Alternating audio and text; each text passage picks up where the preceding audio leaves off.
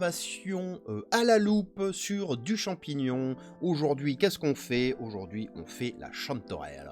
La chanterelle en tube. Hein.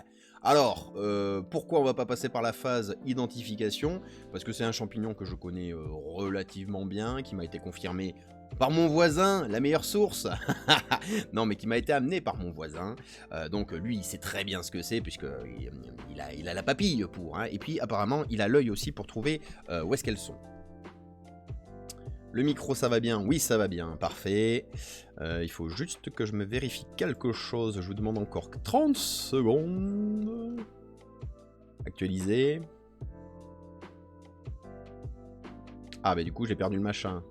Bon, c'est pas grave. Alors, la chanterelle en tube, c'est un champignon qui est largement comestible. On va aller vérifier dans le guide des champignons de France et d'Europe. Paf! Vous allez voir, c'est incroyable. J'ai même noté la page, je crois.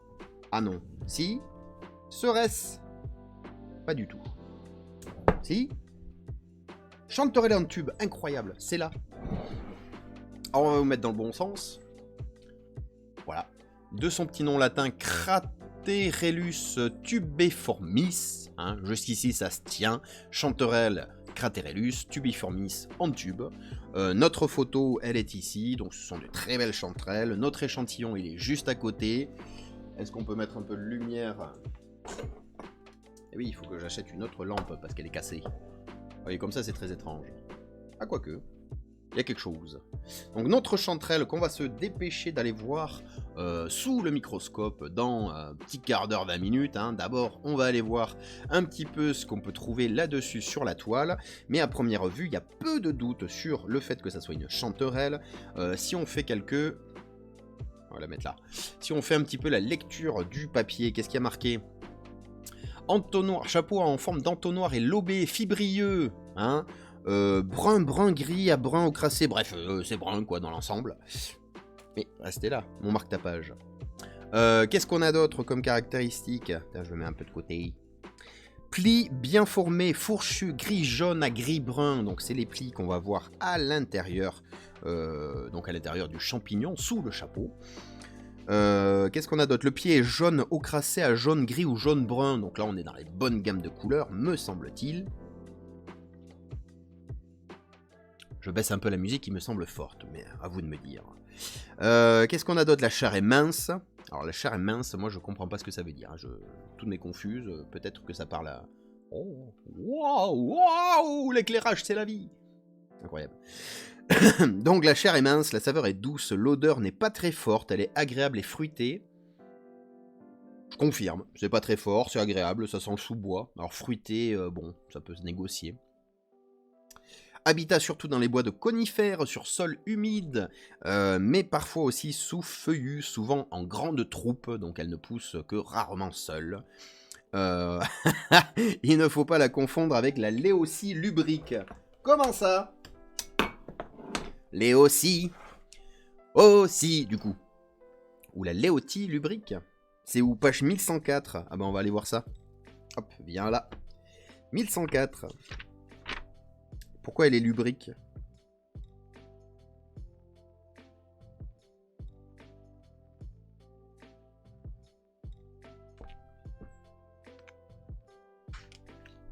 Voilà. Léotia lubrica. Alors elle est où? Elle est en dessous. N'est-ce pas? C'est celle-ci. Ah oui, mais la lumière est un petit peu trop directe là du coup. Oh, bienvenue sur le stream du bricolage. C'est celle-ci tout en bas. La Léotie lubrique. Bon, à première vue, il n'y a pas trop de raison de les con... Ah, quoique, sur la couleur du pied, en effet, on est sur les mêmes gammes. Mais ensuite, bon, il n'y a pas les mêmes caractères. Alors du coup, la Léotie lubrique, hein, elle est pas bonne à la consommation. Hein, il faut pas les manger.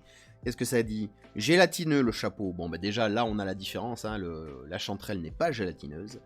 Le pied, il est gélatineux. Bref, la Léotie lubrique, elle est gélatineuse du début à la fin, quoi. Et on n'a pas d'explication sur l'origine du nom. Comme les gyromitres.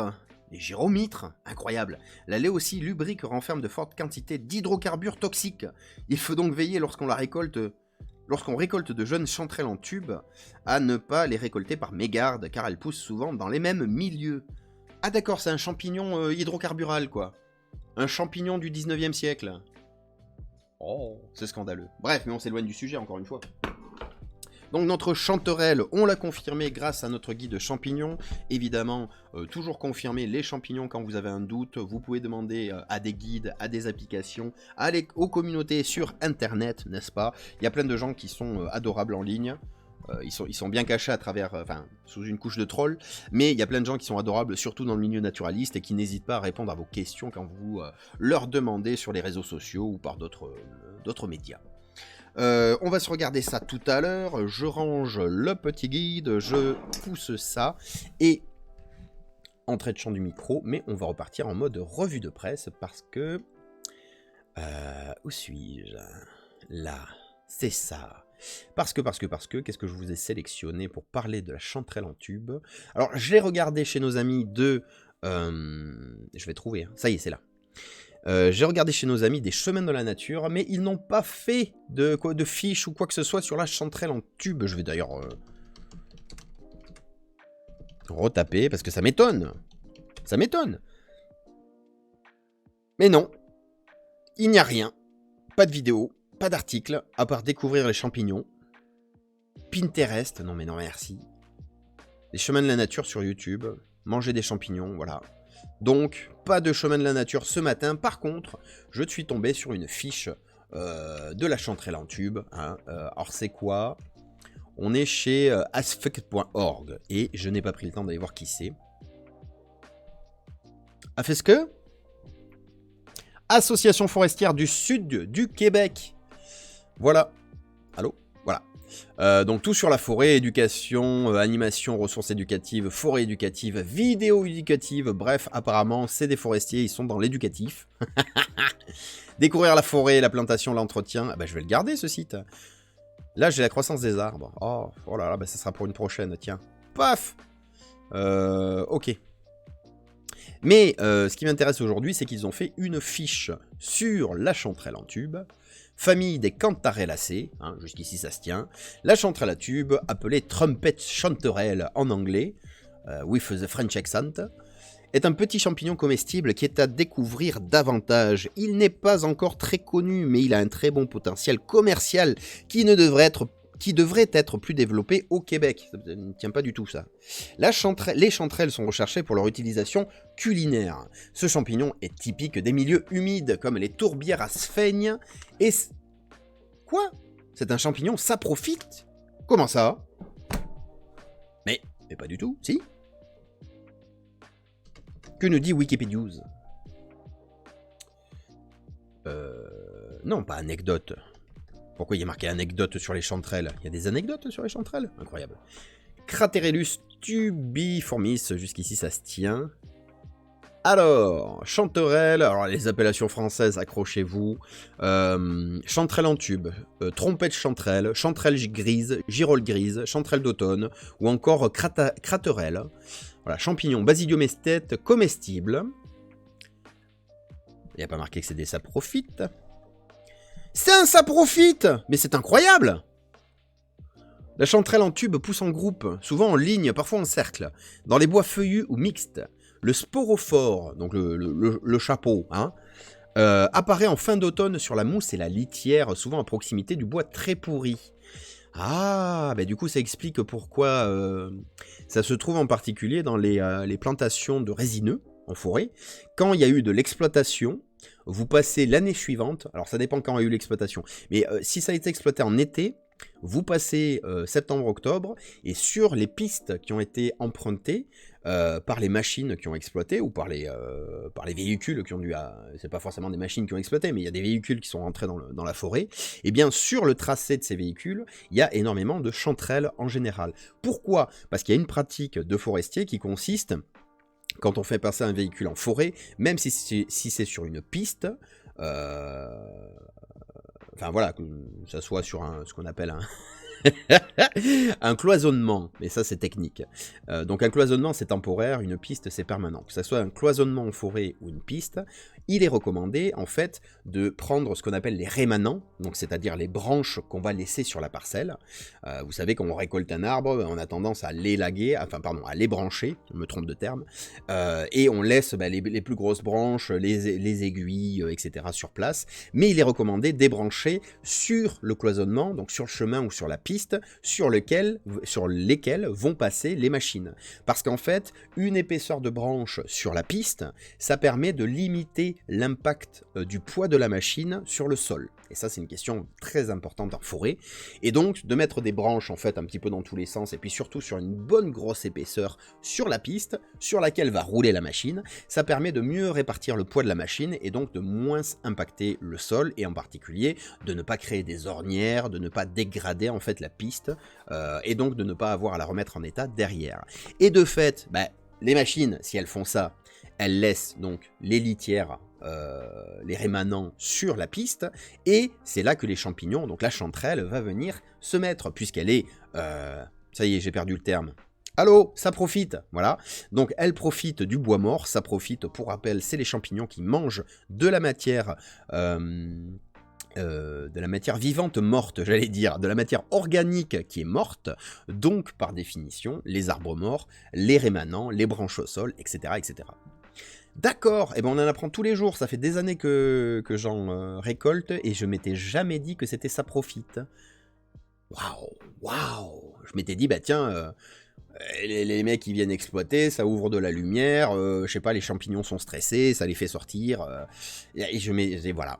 Comment on peut être bête pendant des années? C'est incroyable. L'espèce a une forte capacité de concentration du césium-137, donc évitez de récolter des chanterelles dans des zones radioactives.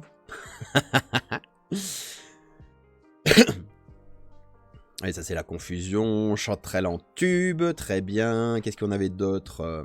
Utilisation culinaire, utilisable à l'état frais ou après dessiccation. Ah, j'aurais dû faire ça. Ben non, on n'aurait pas vu. Bon bref, m'en fous, m'en suis fait une soupe. 30 minutes dans l'eau tiède ou dans du lait avant de... Ah! Elle peut être surgelée et est excellente déshydratée, oui. Il suffit alors de la tremper 30 minutes dans de l'eau tiède, donc lorsqu'elle est déshydratée, ou dans du lait avant de l'utiliser en cuisine. Elle ne perd rien de ses qualités gustatives. Bon, on va aller allumer la cheminée, même s'il fait un petit 12 degrés dans la grange, donc au moins 17 dehors, mais ne serait-ce que pour sécher la chanterelle. Très bien, donc on en revient à la fiche juste avant. Du coup, c'est une fiche faite par des Québécois qui n'ont pas encore, d'après ce que je lis, alors je sais pas de quand ça date par contre, j'ai pas vu de datation sur le document, mais qui n'ont pas encore de débouché commercial sur la chanterelle, alors qu'ils en ont plein dans leur forêt, et des forêts, on sait qu'ils en ont déjà beaucoup plus que nous. Intérêt de ce champignon, utilisation culinaire. La chanterelle en tube est un très bon comestible, très apprécié du point de vue culinaire, et qui pousse en abondance.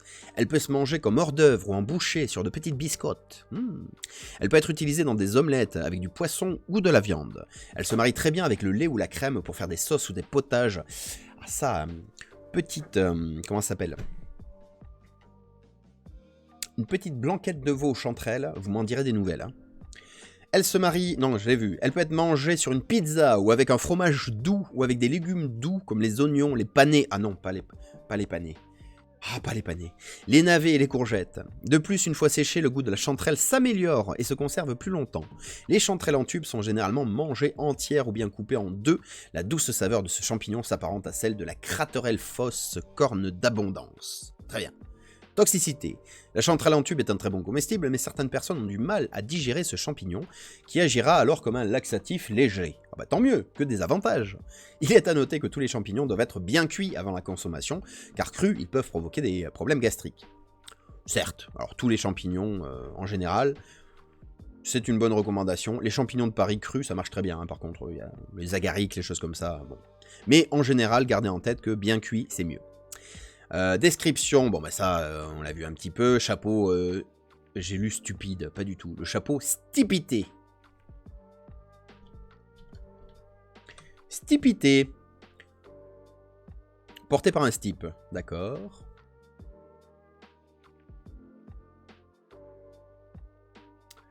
D'accord, bon.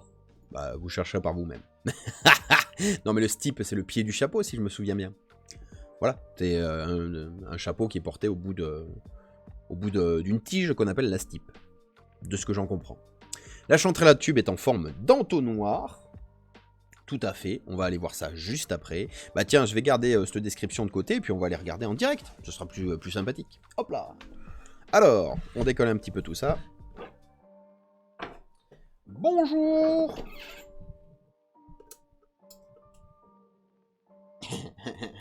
Je ne m'étais pas rendu compte, mais on va faire ça comme ça. Bonjour, bonjour. Du coup, il faut que je bouge l'appareil photo. Là, autre chose. Alors, tac. On enlève l'objectif. Il est où le capot?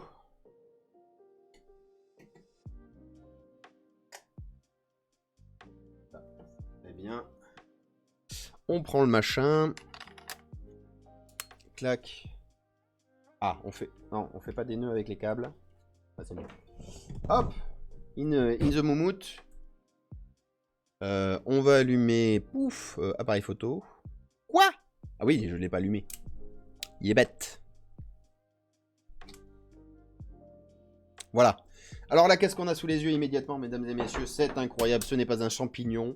C'est... Et ça va me permettre de faire une transition bouffe, mais incroyable. C'est pas mal, ça. Alors, qu'est-ce qu'on est en train de regarder là, tout de suite, actuellement? Quelque chose qui va vous faire rêver.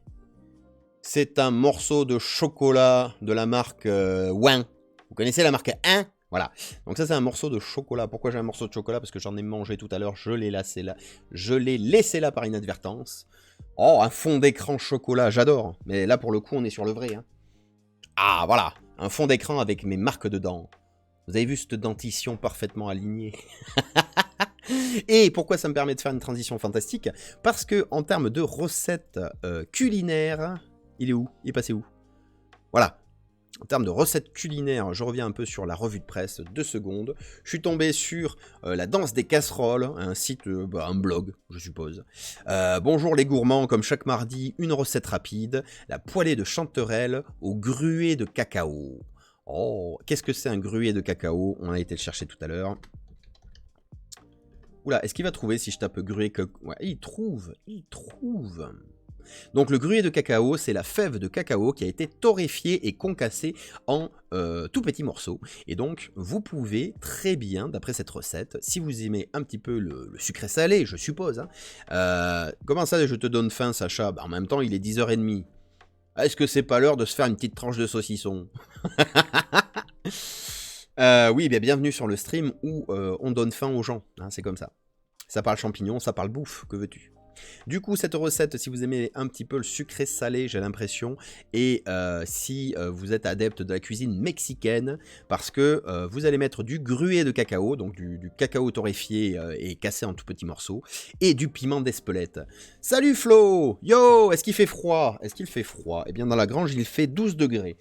On peut pas dire que ça soit froid, mais c'est frais. Donc le bonnet. De toute manière, la règle sur la chaîne, si vous ne le savez pas, le bonnet est de sortie à partir du moment où il fait moins de 15 degrés. Voilà, à partir de 15, on peut tomber le bonnet, mais en dessous, bon. Donc il fait pas trop froid. Bonnet cache-nez? Non, pas cache-nez. Ça, c'est un foulard.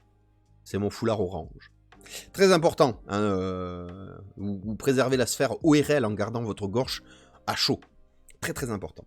Du coup, la petite recette, si vous avez trouvé des chanterelles et que vous voulez tester des choses incroyables, 100 g de chanterelles, bon ça va, c'est rapide à trouver. Hein. 100 g, c'est quoi? C'est un petit sac, une petite poche congélation, même pas remplie. Une gousse d'ail, une échalote, de l'huile d'olive, du persil, du sel, du poivre, un petit peu de gruet de cacao, un petit peu de piment d'Espelette. Hop, vous testez tout ça. Si vous êtes déjà habitué au poulet au cacao mexicain ou à la cuisine, on va dire... moyen, non, d'Amérique centrale, voilà.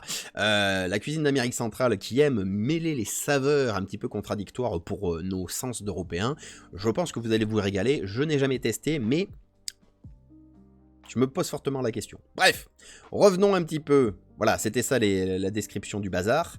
Hop, je vais le mettre où? Je ne sais pas. Je vais le laisser là, parfait.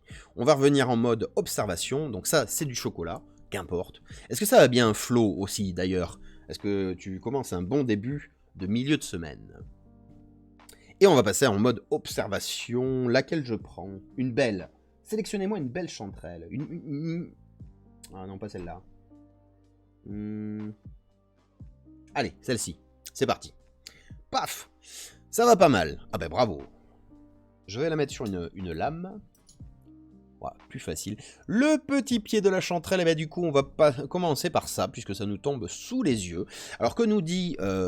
c'était quoi déjà? AF? Ça y est, j'ai déjà perdu. L'Association des forestiers du sud du Québec. Hein, dans leur petite fiche, ils nous disent le pied. Les dimensions du pied fin de la chanterelle sont de 4 à 8 cm par 0,4 à 0,1 cm. Oui, bah, si j'avais une règle, on aurait pu vérifier. Mais bon, ça donne un peu les dimensions. Le pied de 4 à 8 cm, donc ça fait un champignon qui fait une dizaine de centimètres de haut. Ça fait quoi 10 cm? Si vous mettez votre poing comme ça, 10 cm, ça fait ça. Ça fait ce que je montre ici. Voilà.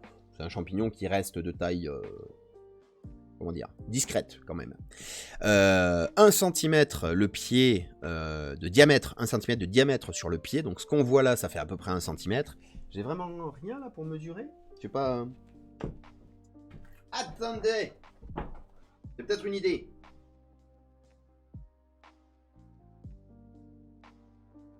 Ah, me dis pas que je l'ai balancé en me disant ça me servira jamais.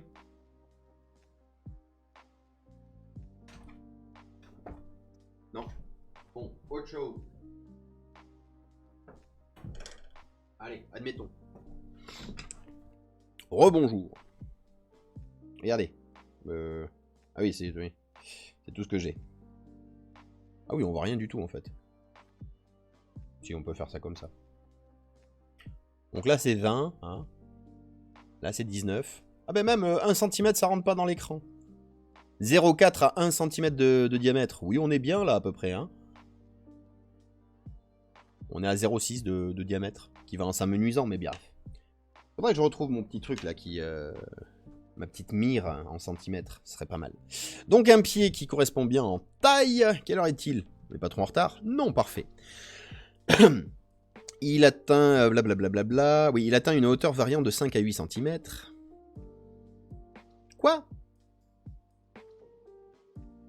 Les dimensions du pied sont plus ou moins égales car il peut rétrécir vers la base. Il atteint une hauteur variant entre 5 et 8 cm. Oui, ben juste en dessus, ils ont marqué 4 à 8. C'est pour ça que je suis perturbé. Bref. Celui-ci est plein, creux. Comment ça, plein, creux? Je vous jure, c'est pas moi, c'est eux qui ont... c'est les Québécois. Mince. Je fais n'importe quoi, je clique pas sur les bons trucs. Voilà. Regardez, c'est marqué là. Bon, déjà... 4 à 8 cm et ici 5 à 8. Bon, ça ne change pas. Celui-ci, donc on parle du pied, est plein et juste après, il est marqué creux. Glabre ou lisse. Rond ou comprimé, ainsi que sillonné. Donc d'accord, c'est l'un ou l'autre. Alors on va se couper un petit pied, hein, pour la science. En plus, j'ai affûté mon scalpel. Et je me suis rendu compte qu'il y avait un impact du coup sur le scalpel. Bref. Oh bah oui, ça coupe bien. On va faire une petite... voilà, comme ça. Et puis hop, dans ce sens-là aussi. Hop. Une petite pince pour manipuler. Une petite plaque pour disposer. Et donc on ouvre le machin. Ah, peut-être qu'on le voit mieux là-dessus. Ouais, mais ça va pas être bien pratique ça, Nicolas.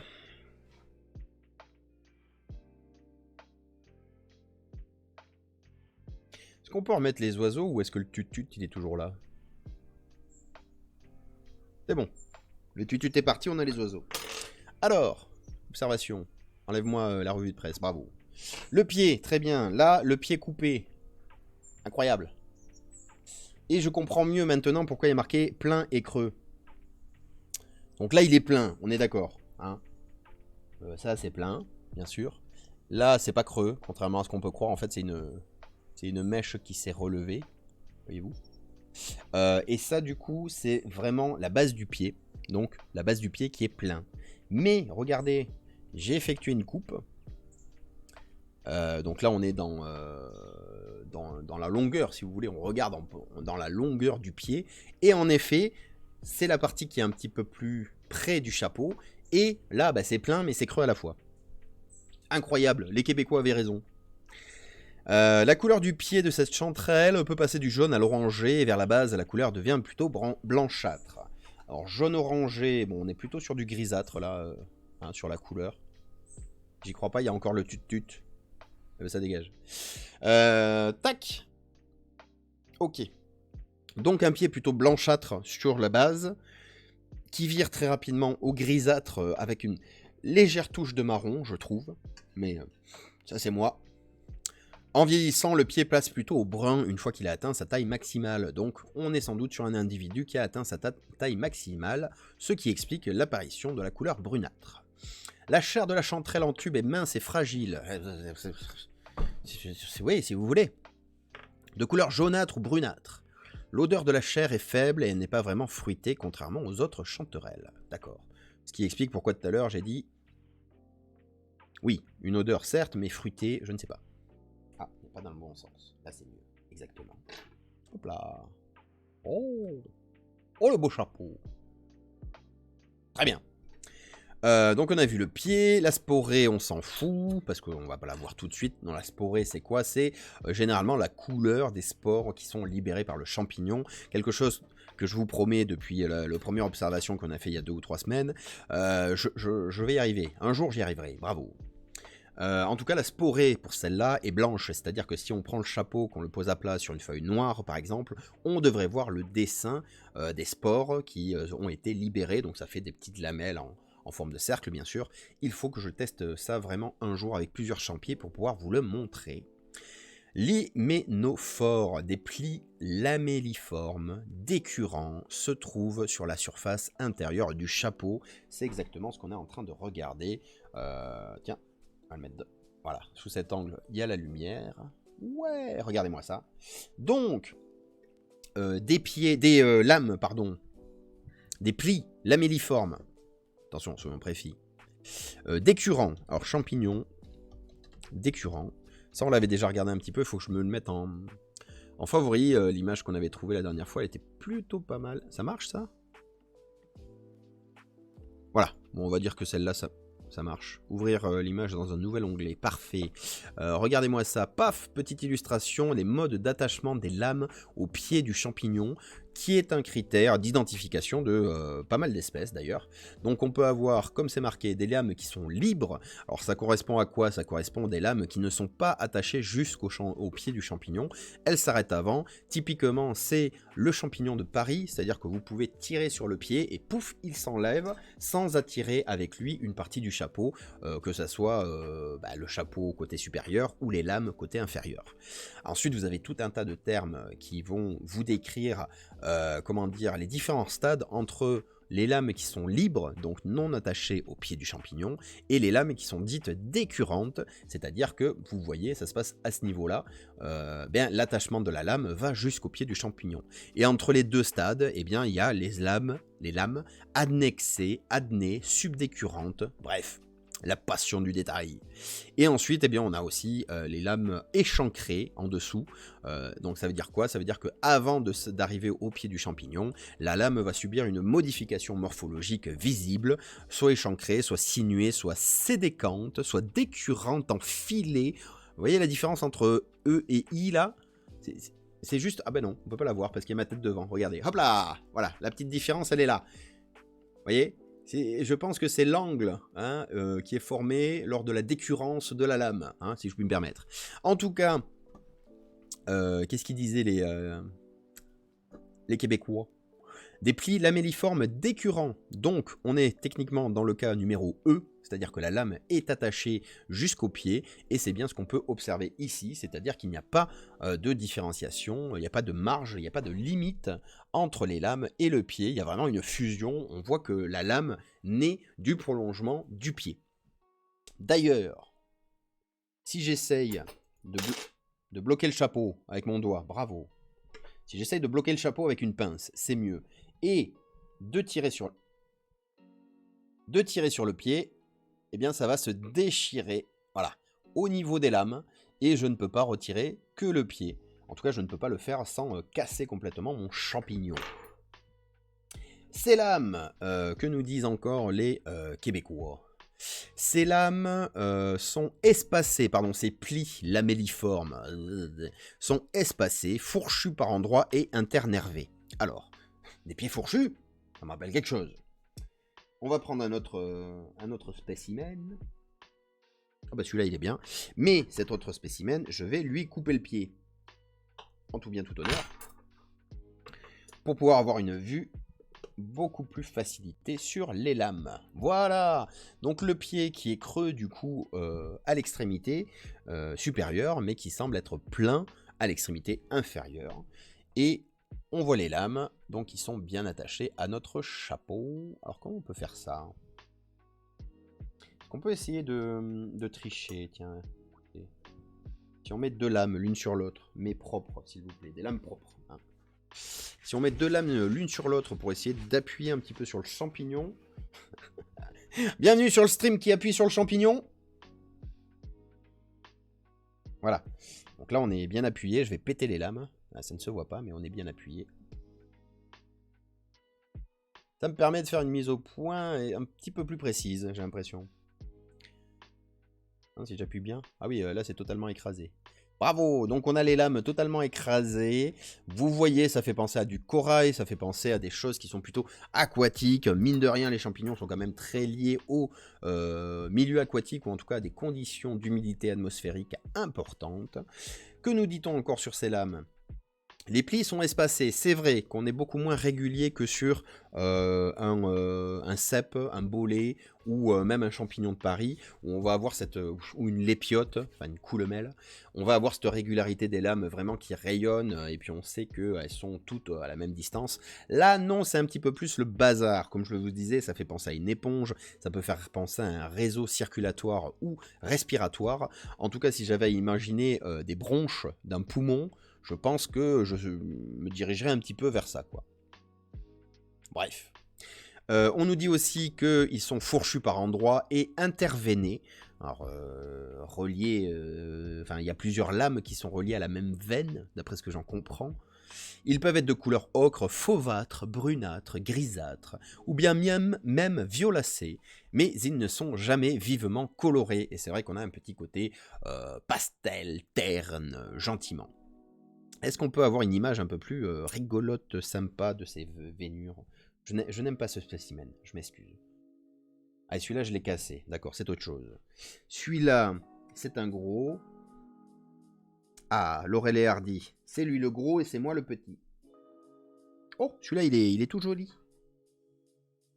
Et si on fait ça, ça marche. Ah ben oui, il se pète la goule. Il a le pied trop long.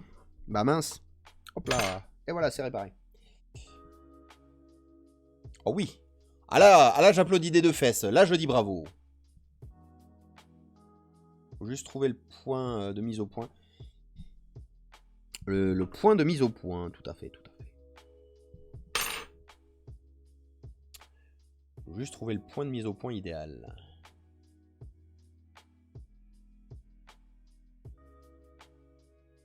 J'ai l'impression que c'est tout en flou quand je fais la mise au point. C'est bien normal, ça ? Et ouais, c'est pas du tout le même niveau, du coup c'est compliqué la mise au point. En tout cas, sur celui-là, je trouve qu'on voit particulièrement bien ce qui était dit tout à l'heure. Le côté... les plis lamelliformes, n'est-ce pas, espacés, fourchus par endroits et intervénés. Je sais pas bien ce qu'ils entendent par intervéner, j'avoue, mais c'est vrai que là, ça nous fait vraiment penser à un système circulatoire, donc des veines, des artères, des veines et des artères. Si je peux me faire un petit peu de dessin, tiens, j'aime bien faire du dessin. Painter, yes. Full moon, of course. Tac, on va le faire en quoi? En violet. Et c'est pas là-dessus qu'on dessine, c'est ici. Vous voyez, et le côté intervéné, donc ça part d'ici, et pouf, il y a bifurcation. Là. Où est-ce qu'on est? Pareil ici. Alors les mauvaises langues diront ça ressemble à des varices. Bah, pas du tout. Mes varices sont vachement plus belles que ça. Hop, ici aussi, ça fait une intersection et quasiment... bah là aussi, quasiment toutes, en fait, elles vont faire des intersections. C'est beau. Quelle heure est-il? Déjà? Mais ça file à une vitesse, c'est incroyable. Qu'est-ce qu'il nous reste à voir? Pas grand-chose. Arrêtez de délire de dessin. Enlevez-moi le dessin. Voilà. La chair, on l'a vu. Le pied, on l'a vu. Le chapeau. Le chapeau stipité et convexe. Ah bah tiens, est-ce qu'on s'arrête là-dessus? Est-ce que l'autre image était pas plus belle? Est-ce qu'on peut... Oh, est-ce qu'on peut écraser ce pied à fond? Je ne sais pas. Ah! Oh! On tient quelque chose. Il y a moins l'effet flou... Ah bah si, il y a toujours l'effet flou. C'est flou? C'est flou, c'est dingue! Oh, j'ai cru que j'avais cassé la lame. Et si je fais ça... Ouais, ça écrase tout par contre. Sans trop de surprise, hein, vous allez me dire, mais...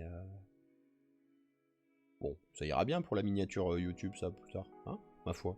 On est à combien d'ailleurs que je prenne note? On est à... Bah ça n'apparaît plus. Si, 2h56.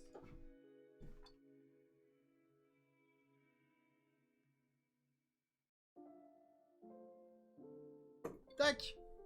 Parfait, et donc je disais, salut tonton Manu, c'est une tarte aux pommes? Non, c'est une chanterelle. C'est un champignon. Hop! Il transpire d'ailleurs, sous la lumière, hein, c'est rigolo. Il nous manquait à voir le chapeau vu du dessus, alors c'est un chapeau qui est convexe. Enfin, comment ils ont dit? Le chapeau stipité est convexe. Ah bah oui, c'est convexe. Alors où est-ce qu'on voit que c'est convexe? C'est à ce moment-là. Si on se met un peu en biais, en effet, vous voyez que ça forme un petit creux, il y a l'ombre au milieu. Bon, ça c'est un chapeau que j'ai écrasé, vous allez me dire. Donc on va prendre un chapeau sur lequel ça ne sera pas du tout négocié. Ah bah tiens, regardez. Ah, il est trop gros. Non mais celui-ci, ça va se voir beaucoup mieux. Voilà, la convexitude, si tu le mettais face à la lumière, voilà. La convexitude du chapeau, vous voyez bien que à l'intérieur, bah, c'est un trou noir. Hein. D'ailleurs, tiens, petit chapeau, est-ce que je peux te mettre une pince? Voilà, regardez, hop, je rentre en profondeur et là, je suis au fond du chapeau sans avoir eu à casser le chapeau.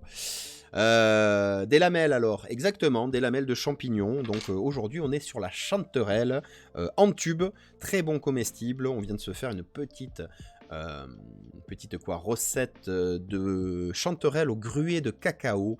Si tu aimes les mélanges cacao, piment d'Espelette et champignons, je sais que c'est pas le... Bah, les champignons, il a roulé.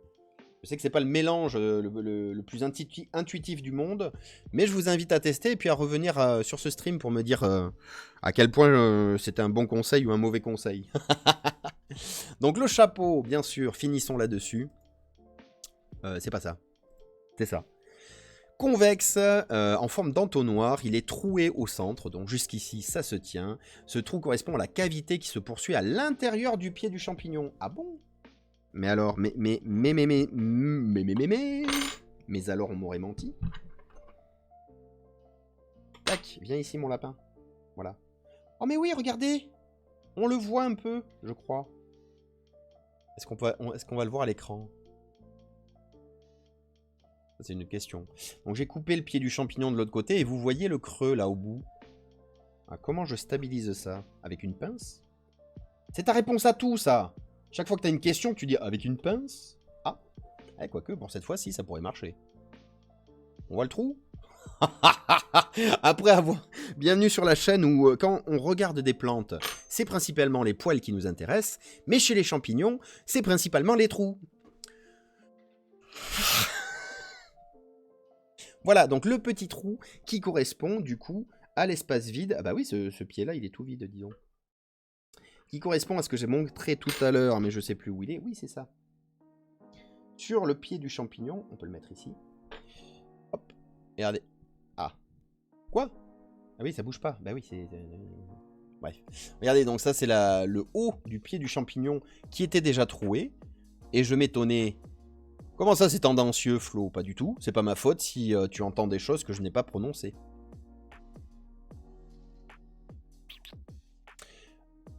Du coup, je m'étonnais tout à l'heure que le bas du pied soit plein alors que le haut du pied commençait à être creux, ce qui expliquait la définition des Québécois là, qui disaient c'était où le pied? Le pied est plein, creux.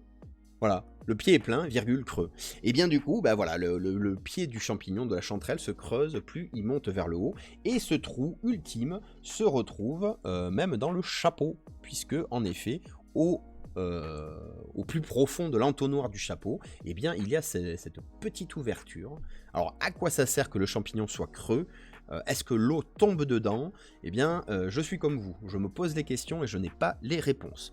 Il va vraiment falloir que je me rapproche d'un mycologue spécialiste du champignon, bravo. 10h46, il nous restait à voir une chose, il me semble. Ah ouais, non, mais ça va prendre beaucoup trop de temps, tout ça.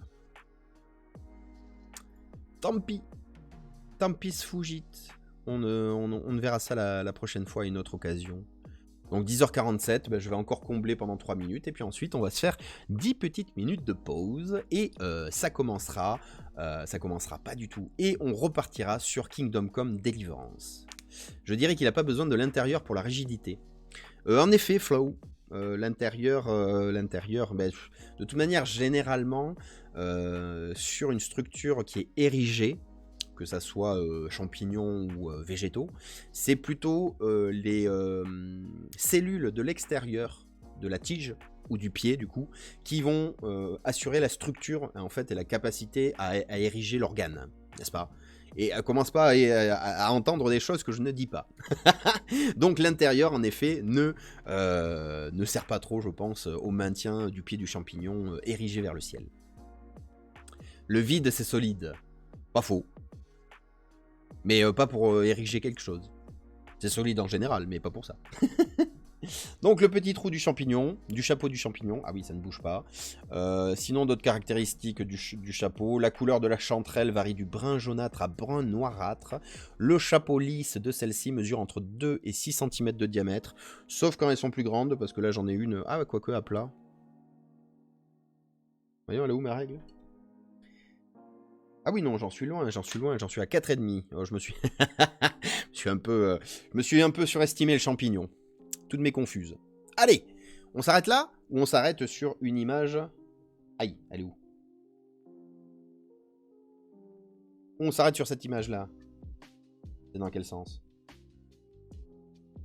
Oh, bah oui, mais regardez. Est-ce que... Ah, mais on va pas voir ça. Si?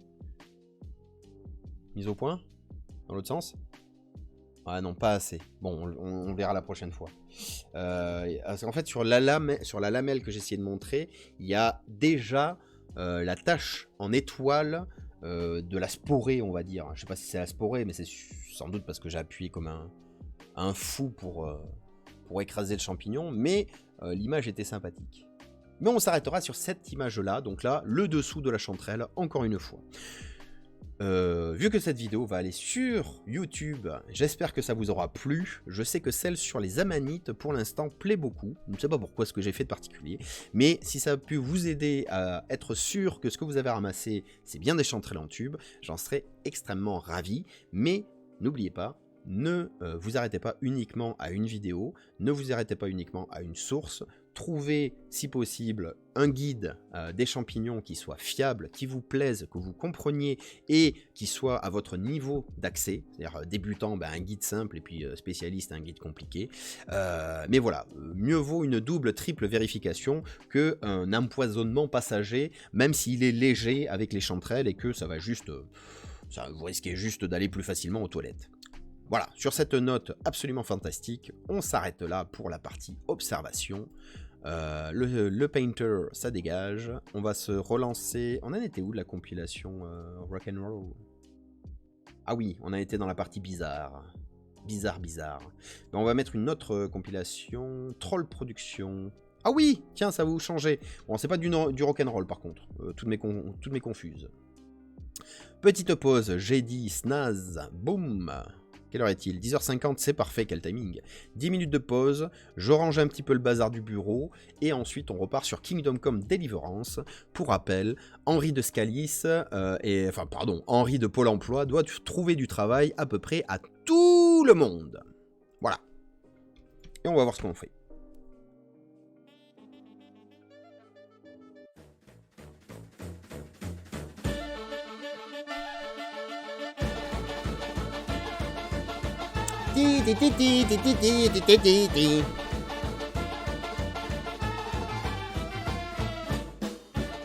Attendez.